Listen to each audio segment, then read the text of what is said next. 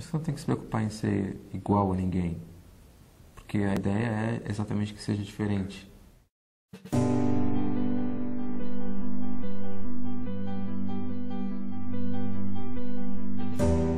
Todo mundo olha para o sexo oposto de uma forma diferente e de repente você se pega estranhando porque você olha para o sexo oposto e continua tudo igual e de repente você olha para o mesmo sexo e alguma coisa você sente que está diferente. É uma coisa muito difícil de entender.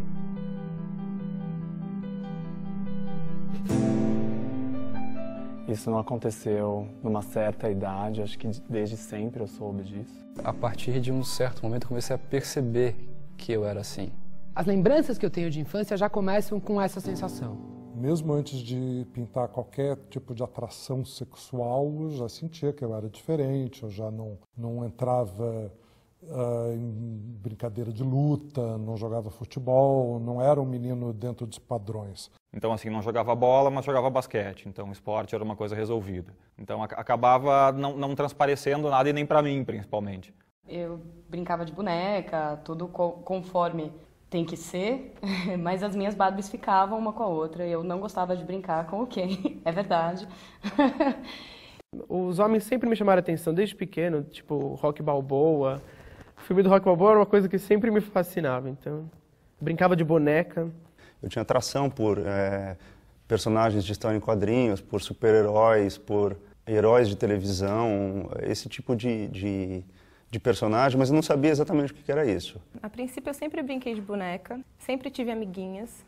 Nunca me excluí assim por isso, né? Por me sentir diferente nesse quesito. Eu nunca tive problema em lidar com isso. Era uma sensação de estranheza, mas que não me causava um mal-estar. Desde que eu me conheço por gente, assim, eu sempre fui uma criança gay clichê, assim, né? Eu lembro, como criança, eu já pensava num modo assim, por que eu não poderia viver como mulher? Mesmo tendo nascido, digamos, menino. A minha percepção ela foi acontecendo quando eu comecei a observar o homem, quando eu sentia um pouco da sensualidade masculina. Eu falava, gente, mas eu tô achando essa menina bonita demais pra ser normal. E aí eu falei pra minha amiga, olha, eu acho que eu tô afim de uma menina. Eu olhava e falava, poxa, que cara bonito, mas eu não tinha percebido que era um interesse, assim, sexual. Nessa coisa do ginásio, dos amigos e tal, eu nunca desejei os meus amigos, eu nunca pensei nessa coisa de desejar, mas eu me sentia excitado, eu não sabia explicar exatamente o que é isso. Eu estudava em colégio só de homem e aí eu comecei a achar graça nos garotos da minha classe. E aí eu comecei a ficar melhor amigo dos meninos, mesmo sem jogar futebol, mesmo sem ser o estereótipo deles ali. Eu queria seduzir aqueles caras. Eu queria, se o máximo que me era permitido era tê-los como amigo, então eu quero eles como amigos. Todos eles. Eu sempre pensei que o natural da vida seria crescer, casar e ter filhos. Só que não é bem assim que a coisa acontece. Quando eu comecei a perceber que eu não ia conseguir fugir, foi bem complicado porque aí de fato eu comecei a querer fugir.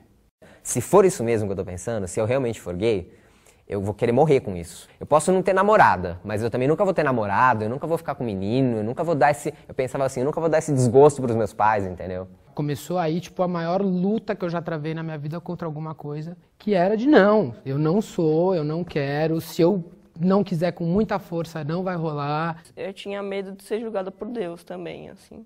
E pela minha mãe, pelo meu pai e tal, acho que mais pela minha mãe. O ser homossexual é uma coisa que você é ensinado também desde criança de que é a pior coisa que pode te acontecer. Seus coleguinhas de sala, se eles têm que te xingar, a primeira coisa que eles te xingam é de viadinho, é de gayzinho, de qualquer coisa do tipo. Então você vai absorvendo aquilo ao longo dos anos e aquilo se torna a coisa mais absurdamente negativa que pode acontecer. De repente, quando você percebe que pode começar a acontecer, é um medo. Porque, né, a referência que eu tinha de gay não era o que eu sou hoje, o que os meus amigos são hoje, o que eu enxergo como gays hoje em dia, assim. Era esse carro alegórico ainda. Eu não queria ser como tal pessoa, eu não queria agir de tal maneira, não queria ter esse trejeito ou ser desse jeito, mesmo sabendo o que eu era. Eu tinha algumas imagens de estereótipo muito fortes, eu tive algumas imagens muito fortes na minha infância, mas isso nunca demarcou para mim, ser gay é isso. Imagina em 1980 e alguma coisa, 88, sendo uma cidade de 25 mil habitantes, e você não tem nenhuma referência, nenhum amigo, fala, não, aquele cara ali ou aquela pessoa ali vai te, sabe, ela é parecida comigo. Essa falta de modelo, de referência acaba deixando a gente descrente. Eu custei a acreditar há muito tempo. Os estereótipos existem, claro, mas as pessoas são completamente diferentes. Eu tinha medo de me aproximar de alguma dessas pessoas. Eu odiava a Cássia Eller, porque ela, de certa forma, me lembrava as coisas que eu imaginava, entendeu? Então, tipo, era duro pra mim, entendeu? Também comecei a ter amigos gays e ver como eles estavam bem, como eles viviam bem. Assim, eu precisava ter um role model, eu precisava ter exemplos de gente que estava bem para poder saber, dá para ser. Se ele é gay, eu também posso ser, porque ele é igual a mim. Ele gosta das mesmas coisas, ele se veste como eu me visto, ele faz as mesmas coisas que eu faço, nós temos os mesmos amigos, então eu acho que é esse o caminho. Eu lembro de um momento de um cara virar para mim e falar, isso é uma fase, vai passar. E aquilo ser extremamente reconfortante para mim, né? Porque era alguém que estava me dando uma pista. Aí eu fui reparando o quanto isso era diferente quando eles começaram a me mostrar que era diferente. Quando os meninos começaram a mostrar que eu não era igual a eles e que isso incomodava a eles muito mais do que a mim. Mas eu já me achava tão não igual a eles em tantas coisas. Gostar de menina era só uma delas. Todo dia eu chegava no meu colégio e eu sabia que eu ia passar por uma tortura psicológica. Todo dia. Eu chegava, as pessoas me olhavam, as pessoas falavam e faziam comentários e xingavam, não sei o quê, e eu todo dia tinha que passar por aquilo. Não tinha com quem conversar. Eu tive que passar muito tempo sozinho, fugia de muito bullying que acontecia pela escola. E para evitar constrangimento, não só para mim, mas para as outras pessoas que estivessem ao meu redor, eu também fugia. Eu ficava meio isolada, na verdade, né? Porque eu não fazia parte nem do grupo das meninas, porque eu não fazia as mesmas coisas que elas, e nem do grupo deles, porque eu não era um menino, na verdade. Sempre me vi como uma menina, desde criança. Mas eu percebi logo que não era bem assim que as coisas funcionavam. Eu tinha muito medo do que ia acontecer. Eu queria que alguém tivesse chegado naquele momento e me dito, tudo bem, André, vai dar certo, você pode escolher o que você quiser. Eu acho que não tem problema algum, você vive a tua vida diferente do modelo que teu pai implantou, enfim. Eu não queria esconder essa parte da minha vida de ninguém.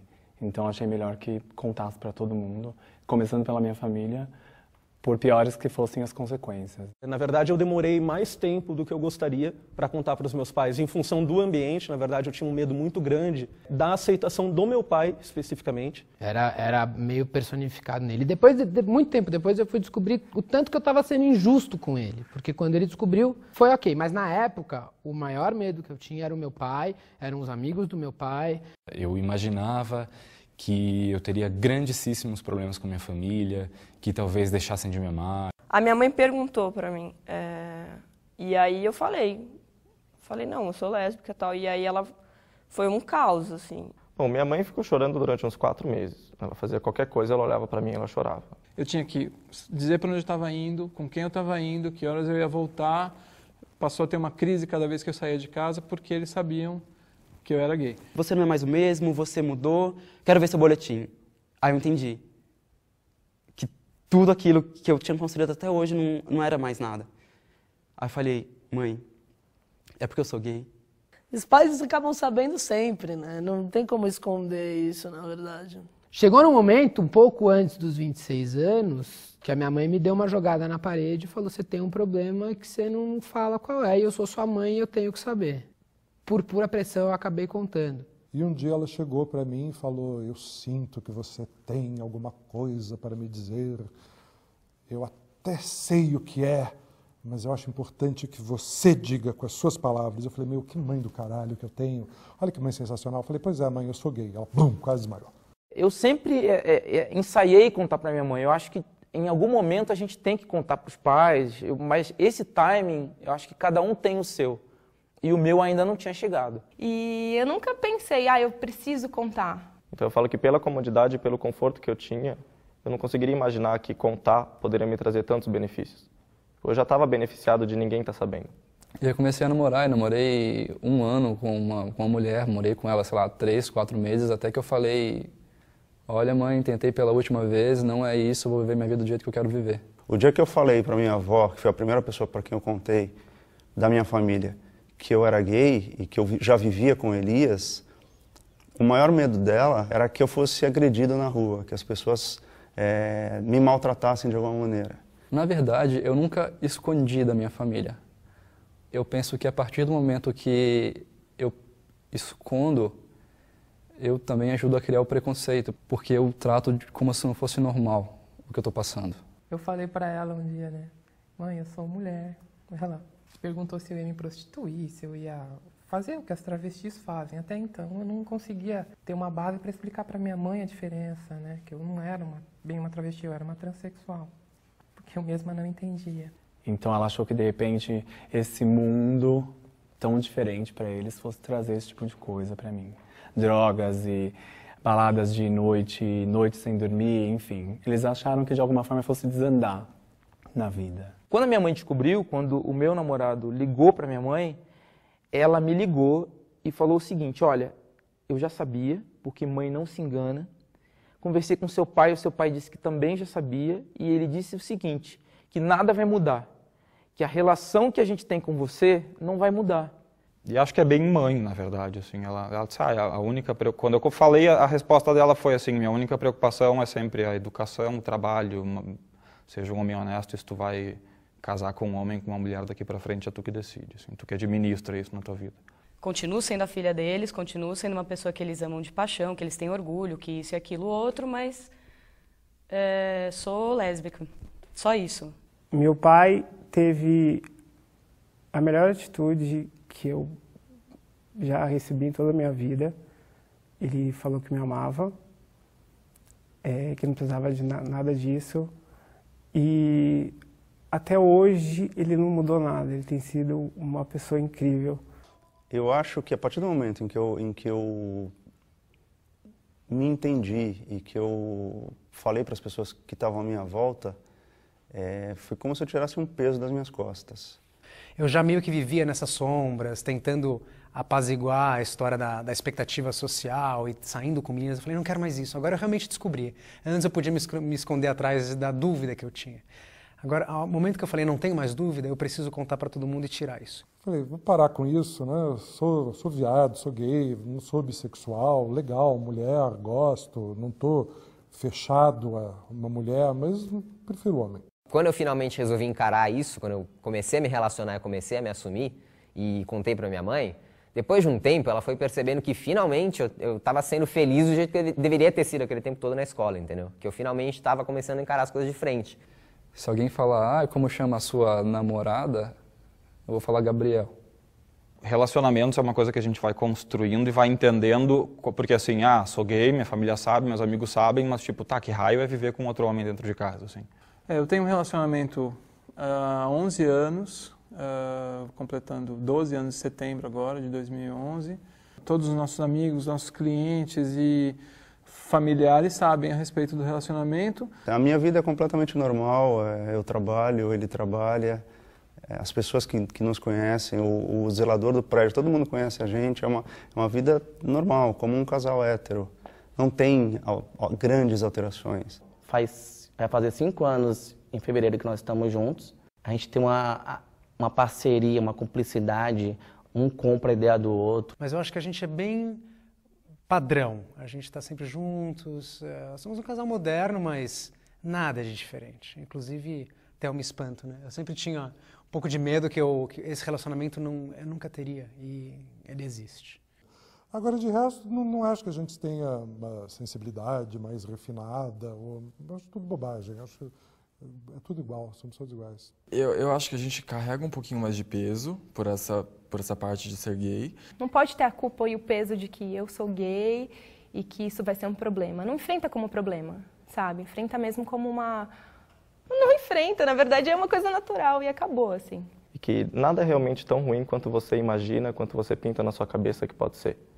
Você vai ter problemas, a pessoa vai passar por grandes dificuldades, mas você sempre pinta um cenário muito pior do que realmente as coisas acontecem. Pode parecer difícil, pode parecer impossível, mas tem uma saída. Sempre tem uma saída. Ela pode demorar, ela pode vir muito rápido, você vai ter que enfrentar o mundo. Não ter vergonha de ser quem você muda tudo na sua vida. E quando você abre o jogo, quando você passa a ser você mesmo, a vida fica muito melhor.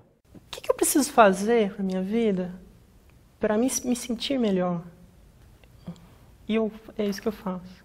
Porque eu me aceito do jeito que eu sou gay e não tenho vergonha de falar, então não tem problema pra mim. Hoje eu sei o que dizer, eu sei como me comportar e hoje eu sei que me faz bem e que eu sou completamente feliz assim, que não é problema nenhum. E o problema na verdade estava com eles, de não entender que eu não era como eles gostariam que eu fosse. E eu acho isso terrível, sabe? Porque a gente acaba virando o gay. Então, assim, tadinho, tipo, a mãe não gosta, tadinho, tem problema com a família, tadinho. E não é isso, sabe? Tipo, eu tenho minha vida, eu tenho meus problemas, eu tenho meu trabalho, eu tenho minha casa, eu tenho que pagar aluguel, eu tenho que, sabe? Talvez ser gay hoje em dia seja o menor problema que eu tenho, assim. E aí é engraçado, porque depois que você se assume para você mesmo, tudo fica mais fácil. Você se assume para qualquer um. Você se assume no trabalho, na escola, na família. Se alguém não gostar, problema dele, porque o mais importante você já fez. Sabe, não é bom nem melhor, nem pior do que ser moreno, ter cabelo liso, ter cabelo encaracolado. É uma característica, é só isso. Depois de você passar por esse período de dificuldade, de não saber o que fazer, é olhar para trás e ver que valeu a pena. Eu não sabia aonde eu não conseguia atingir tal felicidade, assim. E aí eu descobri quando eu comecei a ficar com mulheres. As coisas sendo mais difundidas e mais claras e tendo exemplos positivos, quem discrimina ou quem tem algum preconceito, começa a olhar de outra maneira. Saiba quem são as pessoas que estão do seu lado, não subestime o amor das pessoas por você, sabe? Se você hoje é incapaz de se amar, olha em volta e vê tanta gente que te ama e que quer que você seja feliz. Eu escolhi uma maneira de viver que não incomoda a ninguém. Se as pessoas olham pra mim e se incomodam do jeito que eu andando na rua de mão dada, ou porque se eu tenho um trejeito afeminado ou não, eu gostaria que elas viessem me falar. Eu adoraria bater um papo a respeito do que eu acho que é uma boa vida. A gente deve se preocupar muito mais em fazer o bem para a humanidade, em estar feliz e ajudar o próximo, do que tentar fazer um esforço de coesão para que todo mundo siga preceitos religiosos ou sociais ou alguma coisa estabelecida.